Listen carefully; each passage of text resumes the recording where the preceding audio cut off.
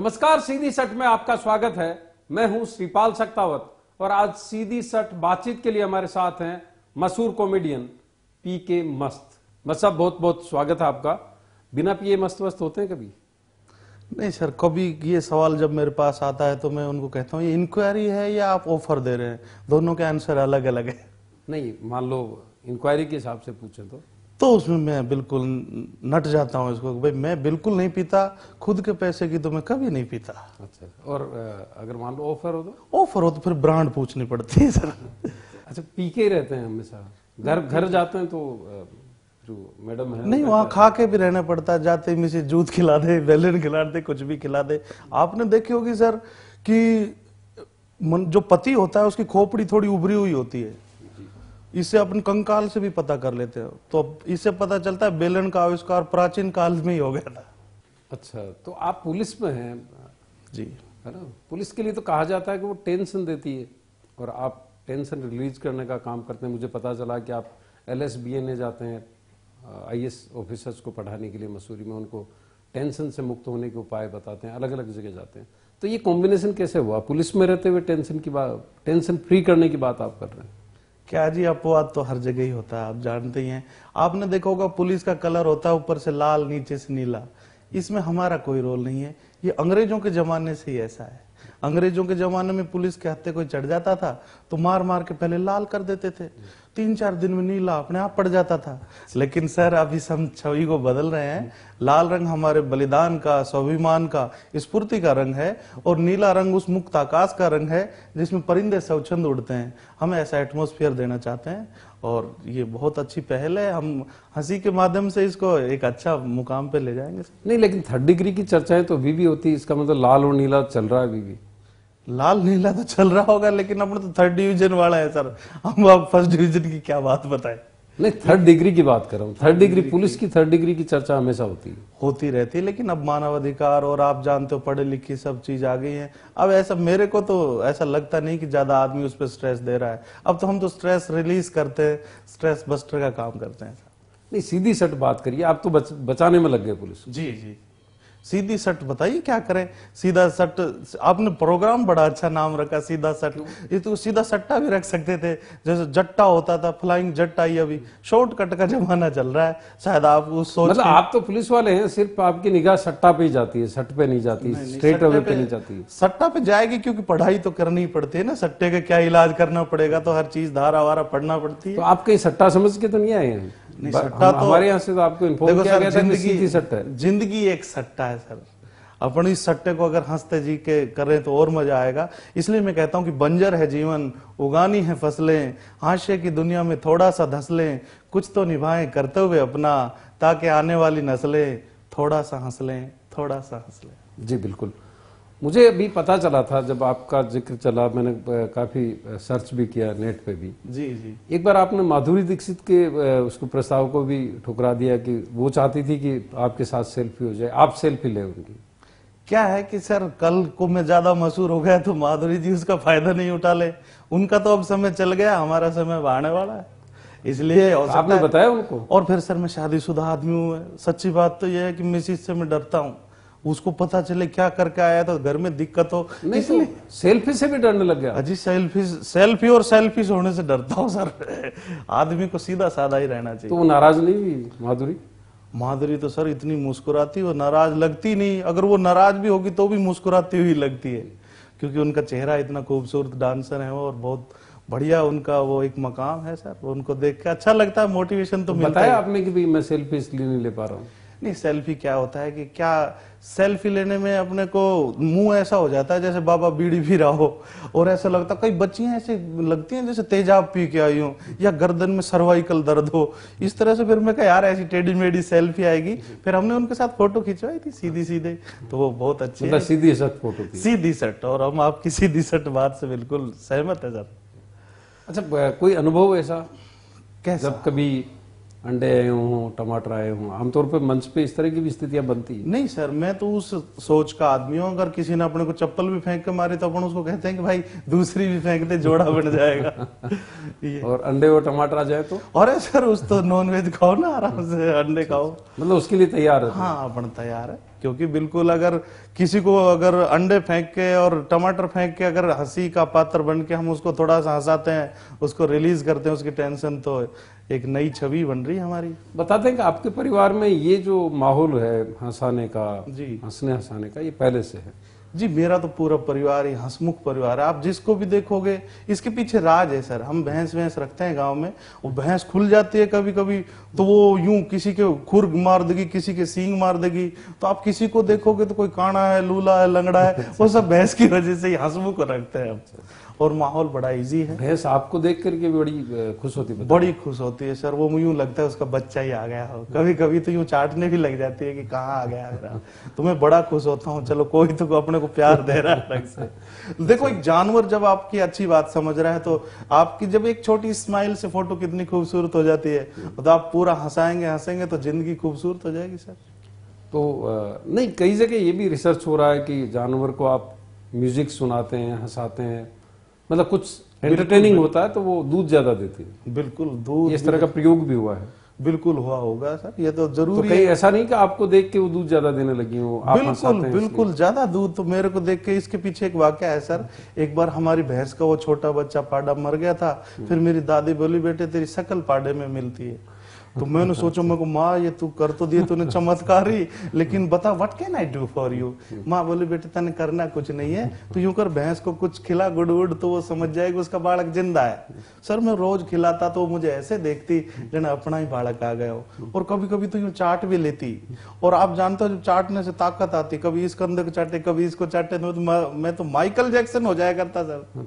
और आप बताओ, जो ज्यादा दूध देती तो वो मिलता मुझे, तो जो तरह आउट उसके बच्चे में आनी थी वो मेरे में आई। मेरी आईब्रोज पड़ियाई हो गई, मेरे सर पूरी बॉडी पे बाल ही बाल। मैं आईब्रो बनवाता तो एक भैंस बेचनी पड़ती, और वैक्स कराता तो पूरा तबेला ही बिक जाता सर। तो मतलब अच्छा अनुभव रहा आपका? बिल्कुल अच्छा अनुभव रहा, और बढ़िया जानवर। अब पहचानती है, अब तो बड़े भी हो गए आप।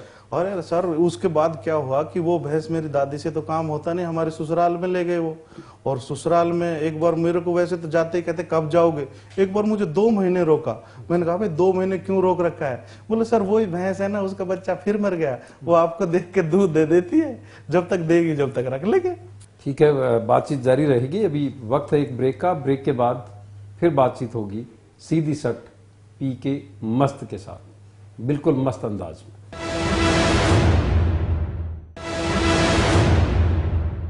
ब्रेक के बाद एक बार फिर आपका स्वागत है। आज सीधी सट में हमारे साथ है पीके मस्त। जी हां, वही पीके मस्त जो मशहूर कॉमेडियन है, लेकिन पुलिस में एक अधिकारी भी है। पीके साहब जी, आपका नाम तो है प्रवीण कुमार, अचानक पीके मस्त कैसे हुए? क्या है कि सर जब अपन कोई हंसाते हैं या कविताएं करते हैं तो एक तकल्लुस सोचना पड़ता है, नाम के पीछे कुछ लगाते हैं। तो मैंने भी शुरू में, मेरे गुरुजी थे पागल जी, तो मैंने लगाया था पीके पागल। और फिर मैं उनके पास गया, सर मैंने कैसा लगा नाम?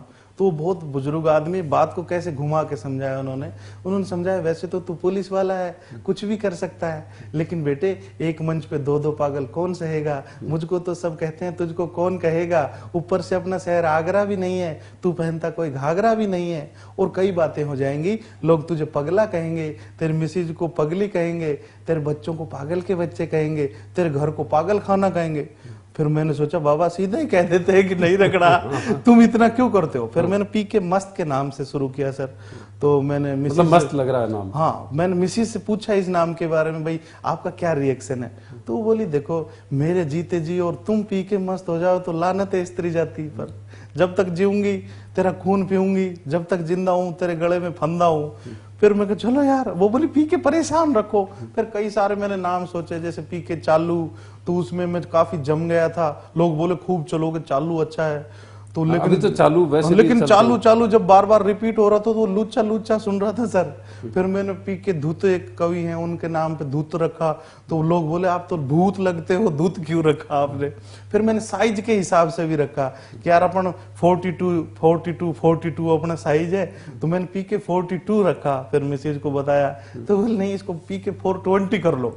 लास्ट में फिर फाइनल यही हुआ कि पीके मस्त अच्छा है, चलो मस्ती तो आती है। और पीके फिल्म आई, उसके बाद लोगों ने कहा कि परवीन मस्त की जगह आप पीके मस्त करोगे तो और अच्छा चलेगा।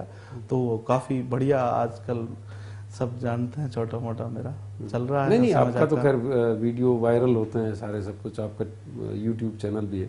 सही है तो सर, ये जो वीडियो ही डील- वायरल ये होता जो है। डील डोल है, हाँ जी जी।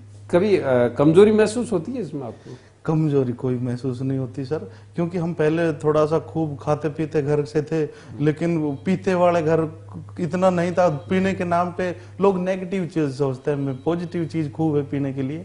लेकिन सर मैं बताऊं आपको, मोटापे का असर तो होता ही है। मोटापा का मतलब है मोटे हैं आपा, क्योंकि रोज 2 बिलान नापा। और मोटे को पता है मौत आ रही है, फिर भी उसका खाना जारी है। उसकी जिंदगी खाने में, पचाने में और पकाने में गुजर जाती है। और मोटे की जिंदगी बोर, बदन बोरी, और वो खाने में अघोरी होता है, दिखने में लोरी, काम के नाम पे सोरी, पर मन से किताब कोरी होता है। तो ये जो मस्त अंदाज है आपका, इसको दुनिया में, देश में कहाँ कहाँ पर आप पेश कर चुके हैं मंच पे? मंच पे जहां भी अपने पूरे भारत में जहां भी मेरे को मौका मिलता है वहां गया हूं मैं।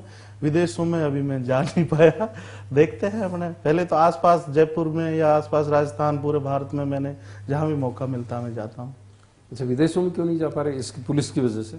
नहीं नहीं, पुलिस एक तो अच्छे ऑफर नहीं आते सर, क्योंकि अभी इतना अच्छा हमारा नाम हुआ नहीं है। देखते हैं धीरे धीरे वहां ऐसा से। नहीं है, नाम तो अच्छा है जी। लेकिन आप, मुझे लग रहा है कि पुलिस का जो एक प्रोसेस होता है उससे भी डरते हैं, फिर नौकरी छोड़ने में भी दिक्कत आती है।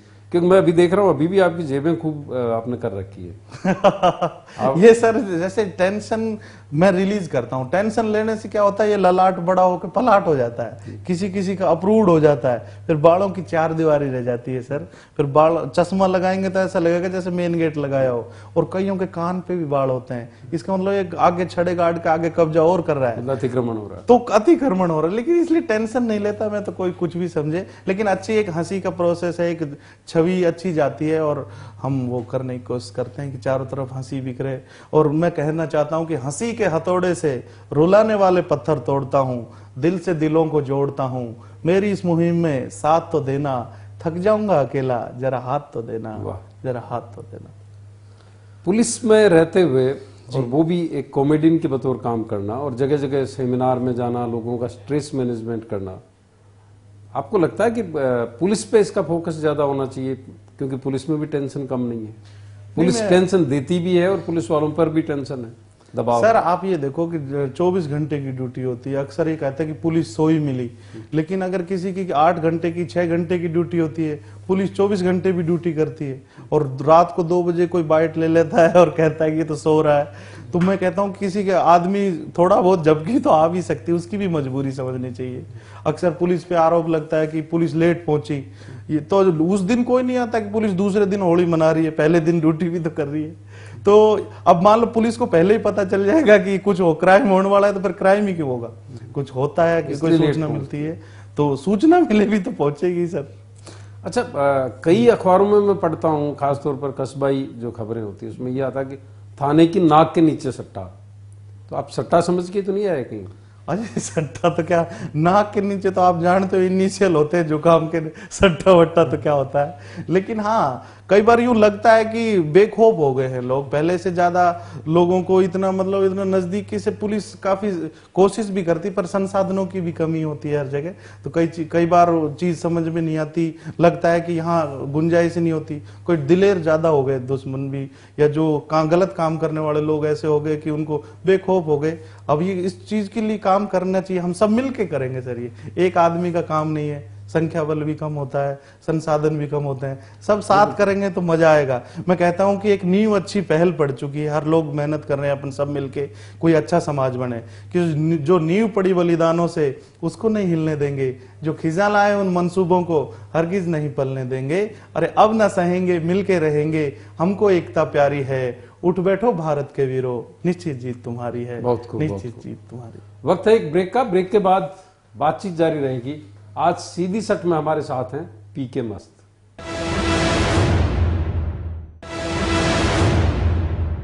ब्रेक के बाद एक बार फिर आपका स्वागत है। आज पीके मस्त हैं, बिल्कुल मस्त अंदाज में सीधी सट बातचीत करने के लिए। मस्त साहब जी, ये जो डील डोल है, कभी इच्छा होती है कि जिम में जाएं, इसको थोड़ा ठीक करें, मंच पे जाने के हिसाब से इसको थोड़ा सा, क्योंकि अभी तो लोग वो देखते हैं कि सब किस तरह के कट्स हैं।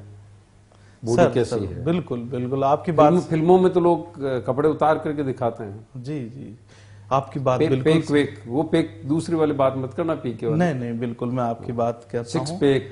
सर पहले मैं भी आपकी तरह फिट था, जिम जाता था, फिर धीरे धीरे मैं जिम में जाने लग गया। पहले मेरे भी मसल्स होते थे, फिर कटल्स होने लग गए। पहले मेरे डोले थे, फिर गोले होने लग गए सर। पहले मेरी कमर थी, कमरा हो गई। पहले मैं भी टीनेजर लगता था, अब मैं कैंटीनेजर लगता हूँ। धीरे धीरे कब समस्या, समय बड़ा बलवान होता है, कब चीज छूट जाती है। एक हेक्टिक शेड्यूल होता है अपना, तो अपनी काफी सारी चीजें छूट जाती है। तो इसलिए आदमी का समय बदलता है, उससे पहले अपनी मेहनत करनी चाहिए, और मेहनत को 10 गुना 20 गुना 100 गुना कर देना चाहिए, ताकि कोई मुकाम जो बच्चे पढ़ते हैं वो अपने बड़े अफसर बने। तो ये देखिए कि साहब कि थोड़ा भी छिन जाए तो दुनिया कितना चिल्लाती है, बिना रोए तो मैया भी दूध नहीं पिलाती है, मिमियाने से कुछ ना होगा, सिंह गर्जना करनी होगी, शिथिल पड़े इस रुधिर जाल में इच्छा शक्ति भरनी होगी, सिंह गर्जना हर गर्जन में होती सबसे भारी है, उठ बैठो भारत के वीरों, निश्चित जीत तुम्हारी है, निश्चित जीत तुम्हारी है। अच्छा, ये जो स्ट्रेस मैनेजमेंट है या इस तरह से आप जोश करते हैं जी, आप तो डॉक्टर्स के कारोबार पे तो असर डाल रहे हैं, क्योंकि अस्पताल नहीं जाएंगे लोग तो उनका क्या होगा। सर मेरे फादर को कैंसर हो गई थी, तो मैंने भी हॉस्पिटल के बहुत चक्कर काटे। तो मुझे हॉस्पिटल का अर्थ समझ में आया कि जब अपना हॉस्पिटल लगता है तो अपना हॉस्पिटलाइज हो जाते हैं, जब अस्पताल में पहुंच जाती तो अपना अस्पताल पहुंच जाते हैं। वहां जाते ही लिखा मिलता है आपातकाल या इमरजेंसी।